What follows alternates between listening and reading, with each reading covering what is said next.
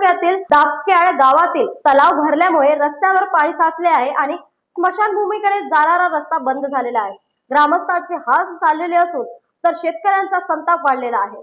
प्रशासनाकडून अद्यापही उपाययोजना झालेली नाही। दापक्याळ गावातील पावसामुळे तलाव भरल्यामुळे रस्त्यावर अडचणी वाढलेल्या आहेत। ग्रामस्थांची नाराजगी आणि प्रशासनाकडून उपाययोजनेचा अभाव लक्षात घेऊन तातडीने कारवाईची अपेक्षा केली जात आहे। गावातील तलाव सतत पडणाऱ्या पावसामुळे मोठ्या प्रमाणावर पाणी साचलेले आहे आणि ते रस्त्यावर आले आहे। परिणामी शेतकऱ्यांना त्यांच्या शेतात जाण्यासाठी पाण्यातून संघर्ष करावा लागत आहे। रस्ता व्यवस्थित नसल्यामुळे नागरिक पाण्यात पडत आहेत आणि कोणाची जीवितहानी होऊ शकते। सर्वात गंभीर बाब म्हणजे स्मशानभूमीकडे जाणारा रस्ता बंद झाल्यामुळे अंत्यविधीसाठी जाणारा मोठा अडथळा निर्माण झालेला आहे। ग्रामस्थांनी प्रशासनाकडे तातडीने उपाययोजना करण्याची मागणी केली आहे, अन्यथा जल आंदोलन करण्याचा इशारा दिलेला आहे। न्यूज एक्सप्रेस साठी सलीम शेख यांची बातमी। शेतामध्ये जाण्यासाठी हे पाण्यातून जावं लागत आहे, तरी इतके दिवस पाण्यातून गेलो। आता हे 27 तारखेचा पाऊस पडल्यापासून तळ्याची पातळी पाण्याची वाढलेली आहे, तर आता शेतात जाणं सुद्धा बंद झालंय।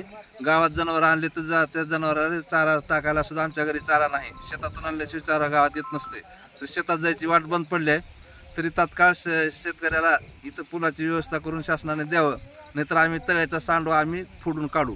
आपल्या ठिकाणी साठवण तलाव असल्यामुळं साठवण तलावाचा पॉइंट इकडं असल्यामुळं इथं छातीच्या वर पाणी आहे आणि इकडल्या शेतकऱ्याला पाण्यामधून पोहून जावं लागलेलं आहे। जनावराला अन्न नेणं अवघड झाले। सध्या शेतीची काम हातावर आलेली आहेत।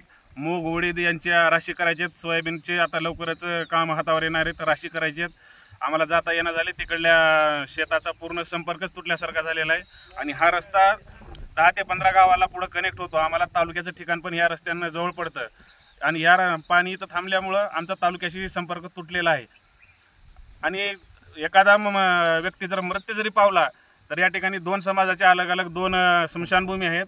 आम्हाला अंत्यविधी करण्यासाठी सुद्धा खूप अडचणी येत आहेत। तरी प्रशासनाला आमची विनंती आहे की लवकरात लवकर त्यांनी आम्हाला या ठिकाणी पूल बनवून द्यावा आणि अन्यथा आम्ही सर्व गावकरी मिळून या ठिकाणी जलसमाधीचं आम्ही आंदोलन करणार आहेत।